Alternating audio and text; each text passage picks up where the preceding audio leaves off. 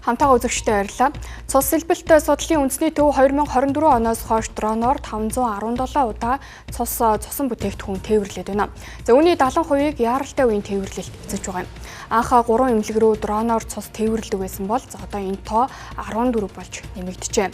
За мөн энэ хугацаанд автомашинаар цусан бүтээгдэхүүн тээвэрлсэн бол амийг нь аварч амжихааргүй хүнд нөхцөлд 10 орчим иргэний амь аврагдсан байна. За үзэгчдээ NTV телевизийн сурвалжлах баг цус сэлбэлт судлалын үндэсний төвөөс мэдээллийг хүргэж байна. Тэгэхээр тус төвийн хувьд 2024 оноос хойш одоо яаралтай тохиолдолд ийм дорооныг ашиглах болсон. Энэ дорооны хувьд 5 кг багт амжтай, өөрөөр хэлбэл 15-аас 21 бүтээгдэхүүнийг нэг дор тээвэрлэх хүчин чадалтай, бороонд мөн одоо явах боломжтой Японд үйлдвэрлэсэн юм дороо юм байна. Хурдны хувьд бол 15 м/сек буюу 54 км/цагийн хурдтай юм байна. За хамгийн эхлээд бол эмнэлгүүд маань цус сэлбэлт үндэсний төв рүүгээ цусаа захиална. Тэгээд захиалга хийгдсэний дараа тухайн цус гарах бэлэн боломжтой гэдэг мэдээллийг авсны дараа бол бид хэд рүү эмнэлгийн зүгээс мэдээлдэг. За тэгээд бид хэд дрон маань нисэх боломжтой, одоо бидэд хүрэх боломжтой байна. Тэгээд мэдээж дрон нисэхэд мэдээж цаг агарын байдал хэд их салхи шуурхтай үед нисэх боломжтой учраас тухайн цаг агарын байдлыг мөн харгалзан үзээд бидэд бэлэн байдалтай байгаа гэдгийг мэдээлнэ. За үүний үндсэн дээр болохоор бидэд цус сэлбэлт судлалын үндэсний төвний одоо сайн цус авсан газар очиод цусаа аваад горим хадгалтынхаа сав руу хийгээд тэгээд цусаа тээвэрлээд эмнэлгүүдэд хүргэж өгдөг.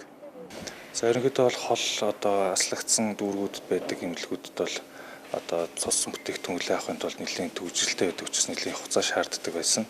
За энийг одоо дроныг нэвтрүүлсний давуу тал бол мэдээж тэр эмнэлгүүдэд маш богино хугацаанд хүрэх боломжтой болсон. Одоо жишээ нь ихнэлгсэн эмнэлэг рүү гэхэд бол 7-8 минутын хугацаанд цусан бүтээгдэхүүнийг хүргэж байгаа. Энэ нэггээр бол давуу тал болж байгаа гэсэн үг.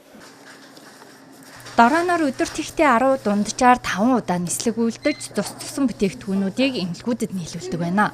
Тухайлбал цус сэлбэлт судлалын үндэсний төвөөс 12 км зайтай ач эмнэлэг цус авахын тулд оргил ачаалын үед багадаа 2 цаг зарцуулдаг бол дорооноор 16 минут зарцуулж байжээ.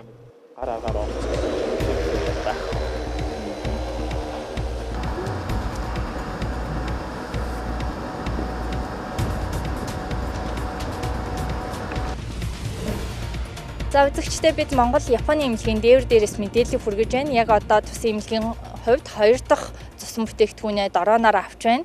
Улаанбаатар хотод одоо 14 цаг 51 минут болж байна. Тухайн одоо цусан бүтээгдэхүүнийг бол 14 цаг 45 минутанд цус сэлбэлт судлалын үндэсний төвөөс хөөргсөн. Одоо энэ хүртэлх хугацаанд ердөө 6 минутыг зарцуулсан. Энгийн үед бол одоо эндээс машин цус сэлбэлт судлалын үндэсний төв рүү яваад эргэж ирэх хугацаа хамгийн багадаа 50 минут байдаг байсан бол дорооноор цусаа авснаар ийхүү цаг хугацаа хэмнэж байна. Өглөө болохоор яаралтай хагалгаанд нэг хүнд 3 нэгж цус авсан байгаа. Тэр нь яаралтай нөгөө төлөвлөгөөгөө байсан учраас маш яаралтай ингээд нөгөө дорооноор тээвэрлээд таашсан.